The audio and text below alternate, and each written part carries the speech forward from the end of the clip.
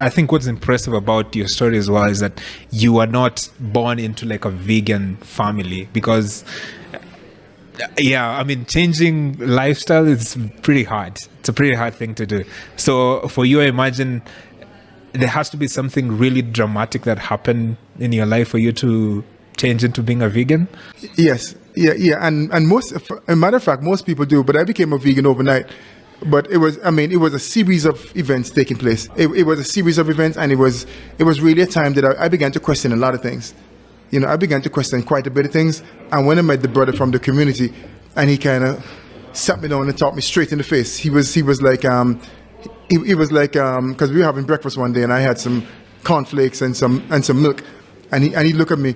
He said, Rasta don't drink milk. He said, milk is for a calf, man. Milk is for a cow, you know. And the conversations at the time, because where we had the opportunity to spend some real serious time together, we were like, it was like a schooling for me, because then I realized that I was in a situation where I had so much truth coming at me. It was truth coming at me, and now the dramatic side of it is that I was losing family members and friends and close relatives from dietary related diseases. And I was questioning, this cannot be, something is up here, something is wrong, because I was losing them. And then even later on, when I began to speak to them about veganism, most of them were like, no, they said the pig raised you. I said, I thought my mom raised me, not the pig.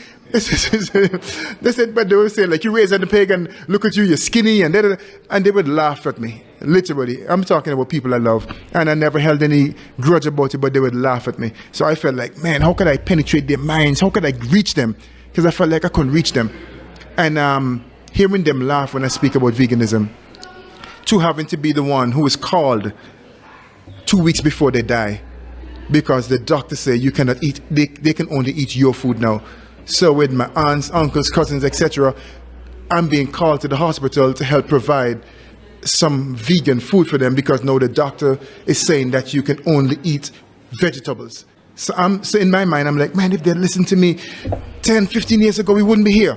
You know, and then I began to look at the doctor, say like, man, them doctors, why they're not telling the people the right thing? Because if you're telling me this 2 weeks before I die, that I need to change and eat like this, why didn't you teach me that in school?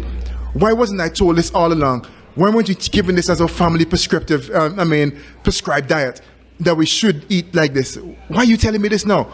You know, and the body can't digest the milk anymore. The human body was never designed to digest cow's milk. It's for a calf. It has all the minerals, all the vitamins, all the calcium for a calf. It's not for a human being. So, you know, the simple truths that, and these are not truths based on religion or spiritual belief or doctrine. These are universal truths.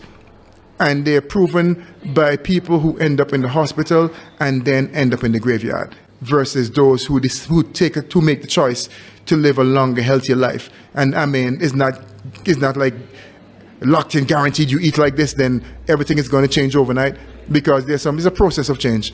But you avoid quite a bit of the devastation that our people suffer eating the prescribed diet that we were given by Western institutions.